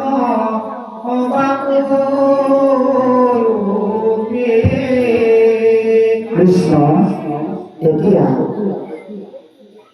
ইয়ালৈকে আমাক কি ক'লে আমি আলোচনা কৰিম অতি সুন্দৰকৈ কৈ গৈছে যে কৃষ্ণৰ চৰণ চিন্তি তেজীয়াল নিষ্ঠা গদ গদ বাক্য বুলি দন্ত নাখেলা পুনৰ ভগৱন্তৰ চৰণ চিন্তা কৰি এটি দীৰ্ঘ নিশ্বাস কাঢ়ি থোকা থুকি মাতেৰে ভগৱন্তক উদ্ধৱে প্ৰশ্ন কৰিছে কি বুলি হে প্ৰাণ বন্ধু মোক ভূমিও বুজায় ঋষি সমস্তৰ কিয় একমুখী নাই যে আমি যিকোনো সমস্যাৰ উদ্ভৱ হ'লে তাৰ সমাধান বিচাৰি আমি ক'লৈ যাওঁ কৃষ্ণৰ ওচৰলৈ যাব লাগিব কাৰ মাধ্যমেৰে ভকতৰ মাধ্যমেৰে কৃষ্ণৰ ওচৰলৈ গ'লে আমি সমস্যাবিলাকৰ সদুত্তৰ পাম কিন্তু তাৰ কাৰণে আপুনি আমি ভগৱন্ত কৃষ্ণক প্ৰাণৰ বন্ধু বুলি ভাবিব লাগিব সেইকাৰণে ভাগৱতৰ প্ৰথম স্কন্ধই কৈছে ও প্ৰাণ বন্ধু কৃষ্ণ ৰস ৰণে দিয়া সীতা কৃষ্ণ গুণ নাম ইহে পৰলোক বিত বিত্ত মানে সম্পত্তি কৃষ্ণৰ চৰণত আপুনি যদি চিনটো দি দিয়ে লগত লৈ যাব পৰা সম্পত্তি পাব পৰকালৰ সম্পত্তি কি হ'ল নাম ধন কৃষ্ণৰ লগত মিত্ৰতা আৰু বন্ধুত্ব স্থাপন কৰক আমি খৰচ কৰিলেও শেষ নোহোৱা ধন আমি লাভ কৰিব পাৰিম আপুনি যদি জীৱনত পইচা পাতি পাই পেলাই খাই বৈ যদি খৰচ কৰি থৈ দিয়ে বিপদত পৰিলে গণ্ডগোল লাগিব সেইকাৰণে গুণীসকলে বেংকত গৈ একাউণ্ট খুলি পেলাই পইচা খাইছে ঠিক তেনেকৈ আমিও ভগৱন্তৰ মাধ্যমেৰে গুৰুজনাই সৃষ্টি কৰি থৈ যোৱা এই নামঘৰৰূপী বেংকত ভকত নামৰ এজেণ্টৰ দ্বাৰা নাম ধনৰ একাউণ্ট খুলি হৃদয়ত সাঁচিব লাগিব যি ধন যাবৰ সময় মানে খৰচ কৰিব পাৰি কিন্তু শেষ নহয় যদি এই ধন দিবলৈ আপুনি ইয়ালৈ নাহে তেতিয়াহ'লে মৰাৰ সময়ত আপোনাক যিমান অইনে গ'লেও আপুনি নাম ধন অৰ্জন কৰিব নোৱাৰিব সেইকাৰণে কৈছে ঋষি সমস্তৰ কিয় একমতি নাই যে হে প্ৰভু তোমাৰ ওচৰত মোৰ এটা সংশয় আছে সংশয়টো কি যে ঋষিসকলৰ মনত এই কথাবিলাকক লৈ মত পাৰ্থক্য কিয় আহিল বেমাৰ হৈছে এটা আপোনাৰ আমাৰ প্ৰত্যেকৰে কলিযুগত বেমাৰ হৈছে এটা নাম হ'ল ভৱৰোগ এই ভৱৰোগৰ ঔষধ নানানজনে নানান ধৰণে দিলে সেইটোকে কৈছে কেহু বোলে কৰ্মে কেহু বোলে জ্ঞানে গতি তোমাৰ সন্মত পথ কেৱলে ভগতি যে বেমাৰ এটাই কোনোবাই কৈছে বৰুৱা ডাক্তৰ বুলিলে যোৱা কোনোবাই কৈছে ভূঞা ডাক্তৰ বুলিলে যোৱা কোনোবাই কৈছে শইকীয়া ডাক্তৰ বুলিলে যোৱা কিন্তু এজন ডাক্তৰেও ভাল ঔষধ দিব পৰা নাই এইটো কিয় হ'ল কিন্তু তুমি এটা সম্ভেদ দিছা যে এই বেমাৰৰ পৰা ৰক্ষা পোৱাৰ উপায় হ'ল ভক্তি ভক্তিৰ বাহিৰে আৰু উপায় নাই গতিকে বেদৰ যদি ধাৰা এটা হয়, বেদৰ যদি মতবাদ এটা হয়, বেদ মানে যদি ঈশ্বৰৰূপী মহাজ্ঞান হয়, তোমাৰ মহাজ্ঞানে যদি বেদৰ শ্ৰেষ্ঠ জ্ঞান হয়, তেতিয়াহ'লে এই ঋষিসকলৰ মনত মত পাৰ্থক্য কিয় আহিল? এইটো বৰ্তমান সময়তো হয়। আপোনালোকৰ এই নামদঙীয়া অঞ্চলত সকলোৱে একেখিনি বায়ুকে খাইছে, একেখিনি পানীকে খাইছে, কিন্তু তাৰ পিছতো ইজনৰ লগত সিজনৰ মতৰ কেতিয়াবা পাৰ্থক্য হয়। গতিকে এইটো কিয় হয় বুলি প্ৰশ্ন কৰিছে। কেশৱৰ কিংকৰৰ কেশৱ সংশয় কৰাছে। গতিকে হে প্ৰভু, তুমি মোক মোৰ মনত সৃষ্টি হোৱা এই সংশয় সমাধান দিয়া। কাৰণ অনাদি ঈশ্বৰৰ তুমি শিৱ সৰ্বদা, তুমি অনাদি, সকলো সময়ৰ কথা ক'ব পাৰা, ভূত ভৱিষ্যত বৰ্তমানৰ কথা তুমি ক'ব পাৰা। তুমিয়ে জগতৰ ঈশ্বৰ, তুমি সৰ্বদা, তুমি সকলো জানা, পৰিচ্ছেদ দাতা, সংবিধান দিওঁতা, তুমি বিনে নাহি। ঈশ্বৰৰ বাহিৰে আমাৰ জীৱনৰ সঠিক সমাধান দিওঁতা দ্বিতীয়জন নাই। গতিকে মোক তুমি কৃপা কৰা। মাধৱে গুণান্ত সখী কোনেও সিদ্ধান্ত। এতিয়া ভগৱন্তই কৈছে, হেৰা উদ্ধৱ, হে সখী, মই তোমাক এতিয়া তুমি সোধা প্ৰশ্নৰ আচল সিদ্ধান্তটো দিওঁ, কওঁ শুনা। কাৰণ অন্যক মই নকওঁ, তোমাক কওঁ। কেলে? কাৰণ তুমি মোৰ মহামিত্ৰ ভকত একান্ত। গতিকে আমি কৃষ্ণৰ সংবিধান সূত্ৰ ভাগৱতৰ যোগেদি ভকতৰ দ্বাৰা পাবলৈ হ'লে আমি ভগৱন্তৰ লগত আদিৰ দৰে পৰিৱেশৰ দ্বাৰা মিত্ৰতা স্থাপন কৰি একান্ত ভকতৰ সংগ ল'ব লাগিব। গতিকে পূৰ্ব প্ৰলয়ত নষ্ট ভৈৰ বেদবাণী, তুমি প্ৰকৃততে যিবোৰ বেদৰ বাণী বুলি ভাবি আছা, এইবিলাক প্ৰকৃততে প্ৰলয়ৰ মহাগ্ৰাহত নষ্ট হৈ গ'ল। কহিলো উধাৰি মই ব্ৰহ্মাণ্ড আনি, কহিলো ব্ৰহ্মাণ্ড মই উধাৰিয়া আনি। গতিকে মই ব্ৰহ্মাদেৱক এই বেদময় জ্ঞান উদ্ধাৰ কৰি আনি গ'লোঁ। সেইকাৰণে ব্ৰহ্মাদেৱে 4 বেদ 3 বাৰ অধ্যয়ন কৰি আমাৰ মাজত সাৰময় তত্ত্বটো, গতিকে সাৰময় তত্ত্বটো দি থৈছোঁ। এতিয়া ব্ৰহ্মাদেৱে 4 বেদ 3 বাৰ অধ্যয়ন কৰি আমাক সাৰময় তত্ত্ব লেখি দিলে। বাৰু পূৰ্বতে প্ৰজাপতি আদি বেদ 4 উলুটাই প্ৰমাণিয়া চাইলন্ত বিচাৰি হেৰা সিমানে বেদ মাজে পাইৰা মাত্ৰ হৰিৰ কীৰ্তনে জানা তৰয় সংসাৰ। 4 বেদ 3 বাৰ অধ্যয়ন কৰি ব্ৰহ্মাদেৱে এটাই তত্ত্ব আমাক দি থৈ গ'ল, হৰি নামৰ বাহিৰে সংসাৰ কৰা আৰু বিকল্প ব্যৱস্থা নাই। এই কথা আমাক সুন্দৰকৈ পদে জনাইছে। গতিকে বেদে যেন কহৈ তাক শুনা প্ৰাণ সখী। প্ৰকৃততে বেদে আমাক কি কৈছে, তোমাক মই কওঁ শুনা। কাৰণ তুমি মোৰ সখীয়ে নহয়, তুমি একান্ত ভকত। ঈশ্বৰৰ তত্ত্ব জানিবলৈ হ'লে দুমুখীয়া হ'লে নহ'ব। জনা আৰু বুজাৰ পৰা একতে আৰম্ভ কৰি মৃত্যু পৰ্যন্তলৈকে একত থাকিব লাগিব। সেইজনেহে প্ৰকৃত সিদ্ধান্ত পাব। গতিকে মায়াময় বেদ ধৰ্ম সবাটো উপলক্ষে তুমি আগতে ভাবি থকা বেদৰ ধৰ্মবিলাক তুমি পৰিত্যাগ কৰা, কাৰণ সেইবিলাক হ'ল মায়া নিহিত হৈ আছে। সেইবিলাক প্ৰকৃততে বেদৰ তত্ত্ব নহয়। এইবুলি উদ্ধৱক মাধ্যম কৰি খুদ ভগৱন্তই আমাক বুজাবলৈ আৰু ক'বলৈ যত্ন কৰিছে। গতিকে বাবাই সমস্ত আমি এটা আপোনালোকক ইংগিত দি দিওঁ যে পৰীক্ষিতে গতি পাইছিল 7 দিনৰ ভিতৰত, শতাংগই গতি পালে 2 দণ্ড 45 মিনিটত।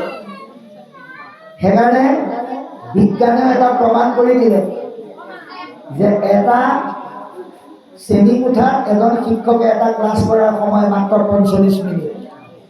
আৰু নাম প্ৰসংগৰ শেষৰ সময় 45 মিনিট। কিন্তু ভাগৱত ব্যাখ্যা পাঠৰ সৈতে 45 মিনিটত শেষ কৰাটো সম্ভৱ নহয়। বিজ্ঞানে কৈছে যে 45 মিনিটৰ পিছত যিমান ভাল কথা ক'লেও মানুহৰ মনবিলাক অকণমান হ'লেও ইফালে সিফালে যাবলৈ ধৰে। গতিকে আমি ভাগৱত ব্যাখ্যা 45 মিনিটত শেষ কৰিব নোৱাৰোঁ। সেইকাৰণে মাজে মাজে পাঠৰ যোগেদি সুন্দৰকৈ আপোনালোকৰ কিবা কৰি আছে পাঠকসকলে পুৰণে কৈছে। আৰু এই 45ত আমি দুটা ভাগত ভাগ কৰি লৈছোঁ। কি কৰিছোঁ? 45ত দুভাগ কৰি 90 মিনিট কৰিছোঁ, অৰ্থাৎ 3 ঘণ্টা। 3 ঘণ্টা মানে 90 মিনিট হ'লে 1.5 ঘণ্টা আৰু 90 তাত সংযোগ কৰি 180 মিনিট, অৰ্থাৎ 3 ঘণ্টা সময় আমি ঈশ্বৰৰ কথা চৰ্চা কৰোঁ প্ৰতিটো স্থানত। কাৰণ বিজ্ঞানক সামঞ্জস্য ৰাখি ভগৱন্তৰ কথা আলোচনা নকৰিলে আপোনালোকৰ দৰে বিভিন্ন স্থানত থকা ভকতৰ সেৱা লৈ আমি কথা জনাৰ পৰা বঞ্চিত হ'ব লাগিব। সেইকাৰণে আমি আৰু মাত্ৰ 17 মিনিটৰ পিছতে অনুষ্ঠান সামৰি আপোনালোকৰ মাজৰ পৰা বিদায় লওঁ। কাৰণ 10:27 হৈছে, 10:45ত সামৰিম বুলি কৈছোঁ। সেইকাৰণে 17 মিনিট মাত্ৰ আলোচনা কৰিম পাঠৰে সৈতে। কাৰণ অহাকালিলৈ আমাৰ পুৱা 10 বজাৰ পৰা লখিমপুৰ চাউল ধোৱাত এটি অনুষ্ঠান আছে। গতিকে একাধিক্ৰমে যাব লাগিব। গতিকে আৰু 17 মিনিটমান আছোঁ। পাঠকসকলক অকণমান পাঠ কৰিবলৈ সেৱা ধৰিছোঁ। ঈশ্বৰ কেৱলে মাত্ৰ লৈকে হৰণ ভূৱে কৰ্মলতে দি দেখে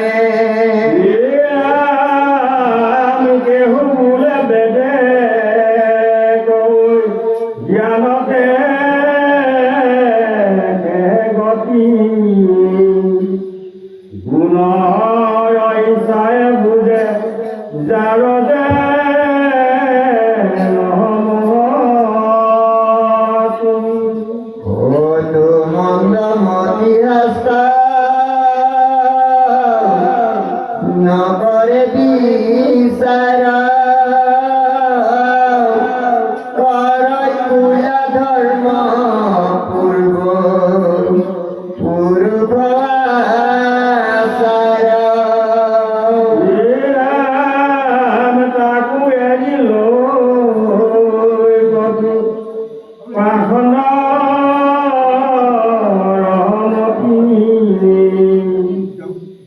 নূতন কায়ায় ধময়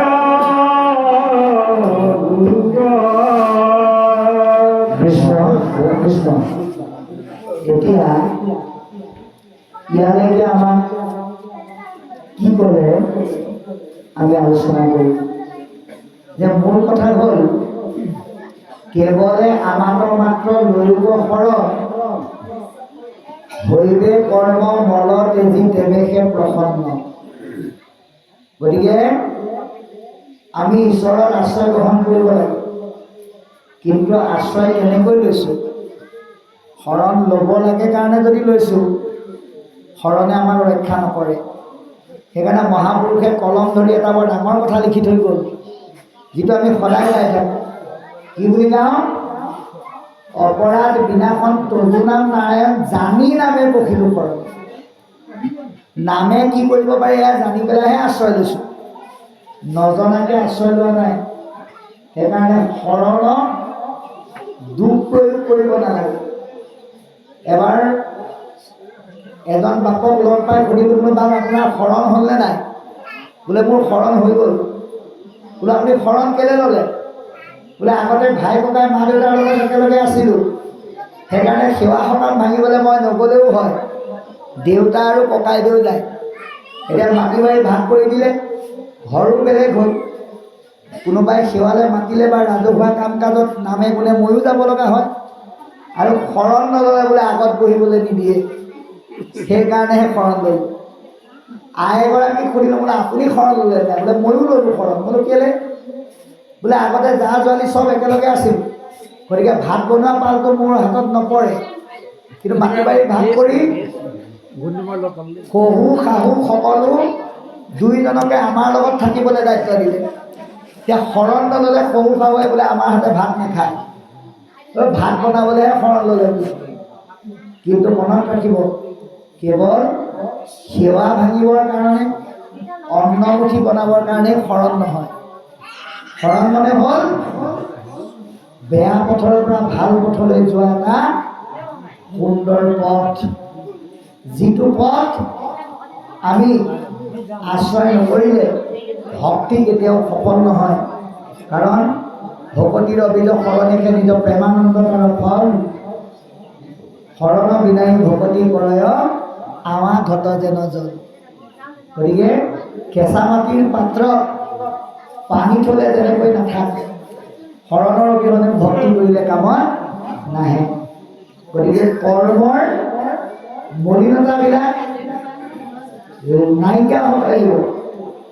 চাবোনে যেনেকৈ কাপোৰৰ লেতেৰাবিলাক নাইকিয়া কৰে, নামৰ তত্ত্বই মনৰ লেতেৰা নাইকিয়া কৰিব, কিন্তু তাৰ কাৰণে আপুনি তেওঁৰ চৰণত আশ্ৰয় ল'ব লাগিব। সেইকাৰণে কৈছে মহিবিনে বেদে কিছু আনন্দ নবখানে। আমি যিবোৰ বেদৰ জ্ঞান বুলি ভাবিছোঁ, ঈশ্বৰৰ অস্তিত্ববিহীন জ্ঞানবিলাক কেতিয়াও বেদৰ জ্ঞান নহয়। বেদৰ জ্ঞান মানে হৈছে ভগৱন্ত। গতিকে চাৰিও বেদৰ তত্ত্ব অৰ্থ এহি মানে, সমস্ত বেদৰ অৰ্থ হৈছে ঈশ্বৰ, ভগৱন্তৰ মূল বাণী। সেইকাৰণে আমি আজি এই দুৰ্জয় কলিযুগত কি বিচাৰিব লাগে? আমি বেদ বিচাৰাতে সীমাবদ্ধ থাকিব নালাগে, আমি বেদৰ সাৰ বিচাৰিব লাগে। আৰু বেদৰ সাৰ কি হ'ল? বেদৰ সাৰ হ'ল বেদান্ত, আৰু বেদান্তৰ সাৰে হ'ল ভাগৱত। সমস্ত বেদান্ত সাৰ ইন্দু মহাভাগৱত, ইহাৰ অমৃতৰ ৰস পাই পৰম সন্তোষে পান কৰিলে যিজনে অন্যত ৰসতৰ ৰতি নাই। গতিকে আমি যদি একান্তভাৱে ভাগৱত পান কৰোঁ, ভাগৱতৰ ৰস যদি পান কৰোঁ, আমি ইয়ালৈ আহি কিবা এটা লৈ যাব পাৰিম। কাৰণ আমি এই যে উদ্যোক্তাসকলে পতা অনুষ্ঠানলৈ ঘৰৰ পৰা আহিছোঁ, আমি কিবা এটা কিন্তু লৈ যাম বুলিহে আহিছোঁ। আপোনালোকে নিয়ে নে নাই নাজানো, আমি কিন্তু ইয়াৰ পৰা কিবা এটা লৈ যাম। কি লৈ যাম? মহাপুৰুষ মাধৱদেৱে আমাক লৈ যাব পৰা বস্তুটো ঘোষাৰ যোগেদি চিনাকি কৰি দিছে। আমি ইয়ালৈ কেলৈ আহিলোঁ? তোমাৰ নামৰ মহিমা শুনিয়াই আনন্দ কাম গৃহতে তেলিয়া থৈলো। কৃষ্ণৰ বাহিৰৰ মাতত যেনেকৈ গোপীসকল যেনেকৈ আছিল তেনেকৈ ঢপলিয়ালে। আপোনালোকৰ দৰে ভকতসকলে শুৱলা সুৰেৰে গোৱা ভাগৱতৰ সুৰত ঘৰৰ চব কাম বাদ দি আপোনালোকৰ নিমন্ত্ৰণত সকলো ইয়ালৈ গুচি আহিলে। অইনৰ কথা বাদ দিয়ক, আমি নিজে বিশ্বনাথৰ পৰা আপোনালোকৰ মাজলৈ গুচি আহিলোঁ। কাৰণ আজি যদি আপোনালোকে নামাতিলেহেঁতেন আমি ইয়ালৈ আহিব নোৱাৰিলোহেঁতেন, আৰম্ভণিতে কৈছোঁ। আৰু ইয়ালৈ নহাহেঁতেন ইমান সময় আমি কি কৰিলোহেঁতেন? এতিয়া 10:37 বিচনাত পৰিলোহেঁতেন। ঘৰত থাকিলে ইমান সময় সাৰে নাথাকোঁ। গতিকে আজি আমাক এই 10:37 বজাতো সাৰ পুৱাই ৰাখিছে কিহে? আপোনালোকৰ দ্বাৰা প্ৰাপ্ত কৰিব লগা এই নামৰ মহিমাই। গতিকে ইয়াৰ পৰা আমি কি লৈ যাম? দখেৱা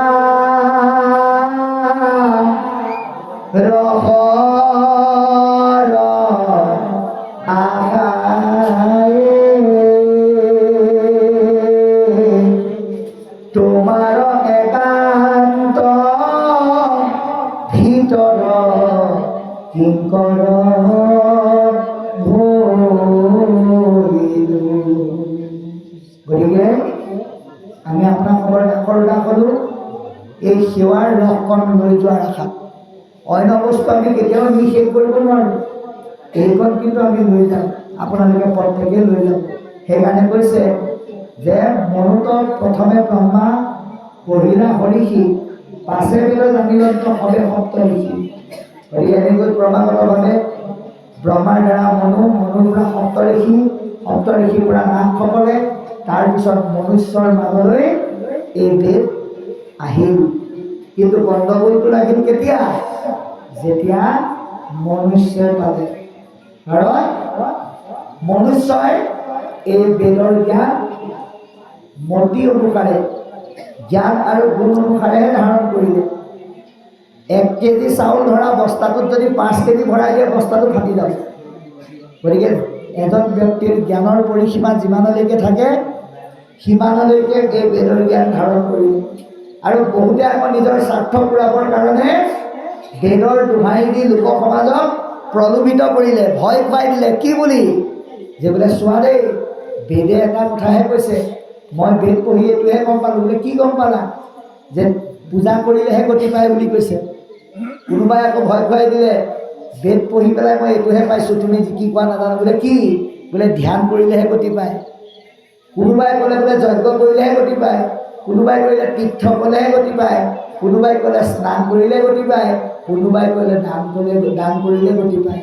গতিকে গুণৰ ইচ্ছাই বুজে যাৰ যেন মতি। গতিকে যোনে যেনেকৈ গুণ আৰু জ্ঞানৰ পৰিসীমা লৈ আহিছে তেনেকৈ বেদৰ কথা বুজিলে। গতিকে আমাক কৈছে কি বুলি? যে এটা কথা মনত ৰাখিবা, কতো মন্দগতি শাস্ত্ৰ নকৰে বিচাৰ, কৰৈ ধৰ্ম কৰ্ম পূৰ্ব পুৰুষ আচাৰ।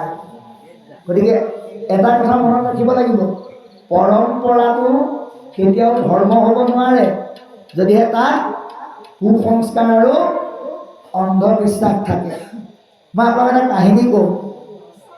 এবাৰ এজন মানুহে এনেকৈ ভাগৱতৰ ব্যাখ্যা দি আছে, লগত আমিও আছোঁ। আৰু তাত ওলাইছিলে ৫ম স্কন্ধ ভাগৱত, পঞ্চতপা ব্ৰতৰ বিষয়ে ব্যাখ্যা দি আছে। লগে লগে শুনি থকা এজনে থিয় হৈ পেলাই বোলে বাপ আপুনি বৰ ধুনীয়া কথা কৈছে। বোলে কি? এই যে পঞ্চতপা ব্ৰতৰ কথা কৈছে, এইটো আমিও পালন কৰোঁ। বোলো কেনেকৈ পালন কৰে? এইটো ব্ৰত পালন কৰিব কলিযুগৰ মানুহে নোৱাৰে, কাৰণ এইটো বৰ সাংঘাতিক ব্ৰত। বোলে কেনেকুৱা? বোলে সূৰ্যৰ তাপ আৰু চাৰিওফালে 4 পুৰা জুই ধৰি পঞ্চতাপৰ সমাহাৰত এই ব্ৰত পালন কৰা হয়। বোলে আমি তেনেকৈ পালন নকৰোঁ নহয়। তেখেতে কৈছে, বোলো কেনেকৈ পালন কৰে? বোলে জেঠমহীয়া 5জন টপা মানুহক মাতি আনি ভাত এসাঁজ খুৱাই দিওঁ, সেইটো বোলে পঞ্চতপা ব্ৰত। গতিকে বহুতে এনেকৈয়ে বেদৰ কথাবিলাক বুজে আৰু পৰম্পৰাকে সঠিক ধৰ্ম বুলি সমাজত পালন কৰিম। আৰু সেইকাৰণে কৈছে যে শাস্ত্ৰ পঢ়িলেই নহ'ব, শাস্ত্ৰৰ তত্ত্ব জানিব লাগিব। বোলে মই মোৰ সময় নাই, ভাগৱত পঢ়ি মই শেষ কৰি দিলোঁ, ইমানেই ভাগৱত মোৰ দায়িত্ব ধেৰ, এদিনত তিনিটাকৈ অনুষ্ঠানত মই ভাগৱত পাঠ কৰিব লাগে। বোলো বাপ আপুনি ভাগৱত পঢ়ি কি বুজিলে? বোলে মই এটা কথাই বুজিলোঁ। বোলো কি বুজিলে? গোটেই ভাগৱতখন পঢ়ি মই বুজিলোঁ ৰাম নামেই সাৰ। বোলো ভালেই বুজিলে। এই ৰামনো কোন আছিলে? বোলে ৰাম জগতৰ ঈশ্বৰ, সেইটোও ভালেই বুজিলে। আৰু কি বুজিলে? বোলে ভাগৱতৰ যোগেদি গোটেই সপ্ত ৰামায়ণ শেষ কৰি দিলে। মই এটা কথাহে বুজি পালোঁ। বোলো কি? বোলে সীতা বোলে ৰামৰ মাক আছিলে। এতিয়া আমাৰ যদি সেইটো অৱস্থা হয় তেতিয়াহ'লে কামত নাহিব। সেইকাৰণে শাস্ত্ৰক পঢ়িয়া যিটো তত্ত্ব নাজানয় অধোগতি যাইব সেইটো জানিবা নিশ্চয়। শাস্ত্ৰ পঢ়িলেই নহ'ব, ইয়াৰ ভিতৰলৈ সোমাব লাগিব। তত্ত্ব বুজিবৰ কাৰণে যত্ন কৰিব লাগিব। কাহিনীৰ আৰম্ভত মহাপুৰুষ গুৰুজনে সেইকাৰণে ভাওনা সৃষ্টি কৰিলে। কাৰণ আত্মাতত্ত্বটো জনাটো ইমান সহজ নহয়। পৰম দুৰ্বোধ আত্মাতত্ত্ব বুলি কৈছে। এই আত্মাতত্ত্ব বুজাবৰ কাৰণে গুৰুজনাই কাহিনীৰ আশ্ৰয়ত নাট্য আৰু নৃত্যৰ মাধ্যমেৰে আমাক বুজাবলৈ যত্ন কৰিলে। গতিকে আমি নুবুজিলে গণ্ডগোল আহি যাব। তাকো এদিন হয় কতো পাখণ্ডৰ প্ৰতি। গতিকে বহুতে সেই কথাবিলাকক অনুধাৱন নকৰি অসংগ আৰু পাখণ্ডৰ মত শ্ৰেষ্ঠ মত হিচাপে গ্ৰহণ কৰে আৰু সংসাৰৰ যাত্ৰা পথত ঊৰ্ধ্বগতিৰ বিপৰীতে অধোগতিলৈ যায়। সেইকাৰণে আমি লক্ষ্যটো অনুভৱ কৰিব লাগিব। ভগৱন্তই আমাক পৃথিৱীলৈ পঠাইছে কি কৰিবলৈ? তেওঁৰ নাম লৈ তেওঁৰ স্থানলৈ যোৱাৰ যোগ্যতা অৰ্জন কৰিবলৈ। কিন্তু আমি বেদৰ বাণীত মোহিত হৈ আমি কি কৰিলোঁ? ভগৱন্তক কৈ থৈ আহিছিলোঁ, প্ৰভু তোমাৰ নাম লৈ তোমাৰ স্থানলৈকে যাম। কিন্তু আমি ইয়ালৈ আহি পেলাই গণ্ডগোল কৰি পেলালোঁ। ভগৱন্তই বাৰে বাৰে কৈছিল যে চোৱা, মানুহক মোহিত কৰিবৰ কাৰণে মই এখন বজাৰ নিৰ্মাণ কৰি থৈছোঁ, যিখন বজাৰৰ নাম হ'ল মায়াৰ বজাৰ। তাত তোমালোক গ্ৰাহক আৰু বেপাৰী হৈ বহি নাযাবা। কিন্তু আমি সেইটোকে কৰিলোঁ। কি কৰিলোঁ? আহিছিলোঁ মায়াৰ বজাৰলে, ভাল বস্তু কিনি খাবলে, ভাল বস্তু কিনা নহ'ল, মায়াহে কিনা হ'ল, মন ভাৱনা কেনিবা দিব। গতিকে আপোনালোকৰ যাতে তেনেকুৱা নহয় তাৰ কাৰণে আমি সকলোকে অনুৰোধ জনাইছোঁ, মায়া ছেদ কৰি এই 3 দিনীয়া ভাগৱতৰ অনুষ্ঠানৰ দ্বাৰা শুকদেৱৰ ভাঙুকেৰে ভাগৱত শুনি যদি পৰীক্ষিত কৰিব পাৰে, মহাপুৰুষ গুৰুজনে যদি সমগ্ৰ মানৱ জাতিৰ কল্যাণৰ কাৰণে সহজ সৰল ভাষাৰে ভাগৱত দি থৈ যাব পাৰে, তেতিয়াহ'লে এই নামদনীয়া নামঘৰত অনুষ্ঠিত হোৱা ভাগৱতৰ মাধ্যমেৰে পোৱা জ্ঞানক অনুধাৱন কৰি 7 দিনৰ ভিতৰত আমি তৰিব নোৱাৰিম কিয়? এই প্ৰশ্নৰে আপোনালোক প্ৰত্যেকে আগবাঢ়ক। কিন্তু তাৰ কাৰণে ঈশ্বৰৰ কথা ক'লেই নহ'ব, শুনিবও লাগিব। সেইকাৰণে মই আপোনাক এটা প্ৰমাণ কৰিব বিচাৰিছোঁ। মোৰ সময় শেষ হ'ল যদিও আৰু 1 মিনিট মই বেছিকৈ লৈছোঁ, 10:45 হ'ল, কিন্তু অকণমান সময় লৈছোঁ যে চাব, আমি হৰিৰ শব্দ শুনিলে আমি ৰৈ থাকিব নালাগে। এতিয়া বহুতে হৰিধ্বনি শুনিও মাতো নামাতোকে মাতে। যে আমি এটা আপোনালোকক এতিয়া হৰিধ্বনি দিম, আপোনালোকেনো কেনেকৈ দিয়ে চাওঁ। হৰি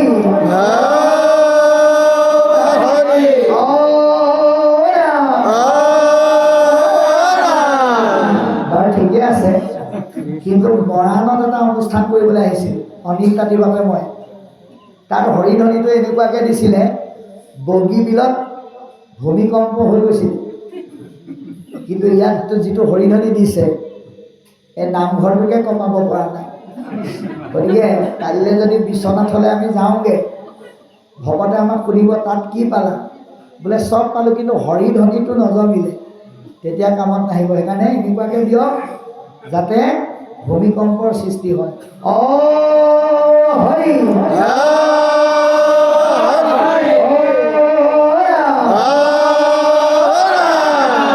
এইটো স্বৰত দিলে বগীবিল নহয়, ধেমাজিত থকা জীয়াঘৰলৈকে কমিব। গতিকে আশা ৰাখি এটা কথা আপোনালোকক কৈ যায়, ইমান সময় এই 7:40 পৰা এই মুহূৰ্তলৈকে আপোনালোকৰ পৰা আমি ল'লোহে, আপোনালোকক কিন্তু আমি একো দিব পৰা নাই। এতিয়া অকণমান কিবা এটা ক্ষুদ্ৰ বস্তু দি থৈ যাম, ভাল লাগে যদি ল'ব, নেলাগিলে দি পঠিয়ালেও আমি লৈ যাম, আকৌ অন্যত দিবগৈ লাগিব। অন্য একো নহয়। এই যে পাঠকসকলে পাঠ কৰিলে, আমিও লগে লগে গাই গৈছোঁ। আমাৰ সন্মুখত ভাগৱত গান আছে যদিও আপোনালোকৰ দৰে আমি চাই চাই পঢ়িব নোৱাৰোঁ, কিন্তু তথাপিতো গাই গৈছোঁ। এতিয়া আপোনালোকে ভাবিব এইটো কেনেকৈ সম্ভৱ? এইটো ঈশ্বৰৰ কৃপা আছে সঁচা, কিন্তু ইয়াত নিজৰো কষ্ট আৰু সাধনা লাগিব। গতিকে কেনেকৈ নোচোৱাকৈ ভাগৱত ধাম মুখস্থ কৰি গাব পাৰে, সেই উপায়টো আজি আপোনালোকক আমি দি থৈ যাম। আৰু দিবলৈ আমাৰ একোৱেই নাই। সেই নোচোৱাকৈ ভাগৱতখন কেনেকৈ গাব, সেই উপায়টো আপোনালোকে জানিবলৈ হ'লে সম্পূৰ্ণ নীৰৱতা অৱলম্বন কৰিব লাগিব। এটা শব্দ ক'লে যিমান চেষ্টা কৰিলেও কামত নাহিব। সেইকাৰণে নীৰৱতা অৱলম্বন কৰি ভাগৱত নোচোৱাকৈ কেনেকৈ পঢ়িব পাৰি অকণমান আমি জনাই যাওঁ। এই যে আমি ক'লোঁ নোচোৱাকৈ ভাগৱত পঢ়িবলৈ হ'লে নীৰৱতা অৱলম্বন কৰিব লাগিব বুলি কোৱাৰ লগে লগে আপোনালোকে এনেকুৱা এটা পৰিৱেশ দিলে যে পিং এটা পৰিলেও ইয়াত শব্দ হ'ব।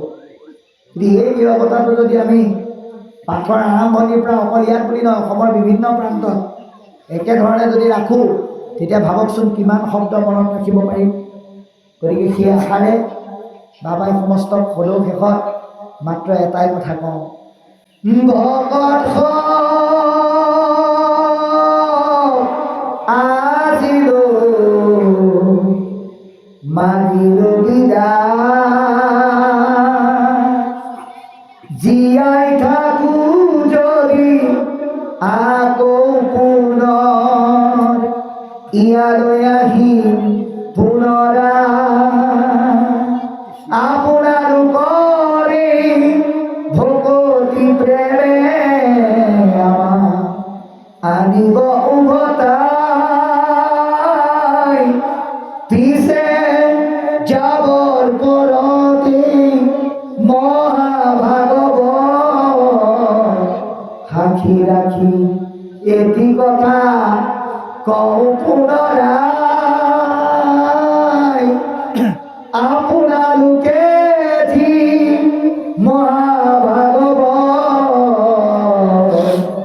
দুচকুৰে পঢ়ে চাই চাই, সেই ভাগৱতৰ এটাও আখৰ মই পিছে দেখা নাই, সেই ভাগৱতৰ এটাও আখৰ মই পিছে দেখা নাই, আপোনালোক ইয়াত কিমান জন আছে বহি,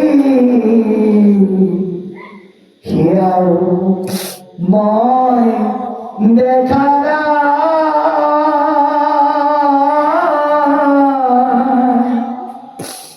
আপোনালোক ইয়াত কিমান জন আছে বহি, সেয়াও মই দেখা নাই, অশ্ৰুসিক্ত নয়নৰে আজিলৈ মাগিলো বিদায়।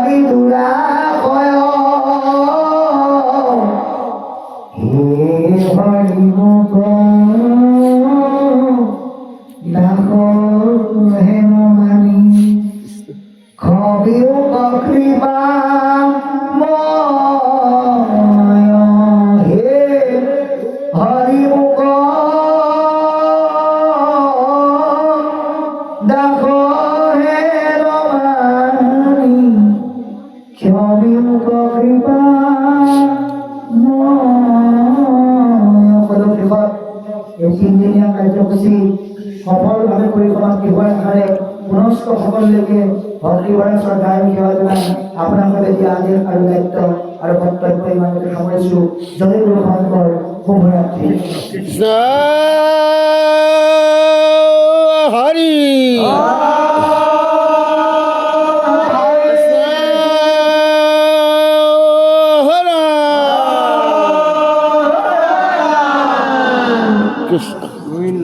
কৃষ্ণ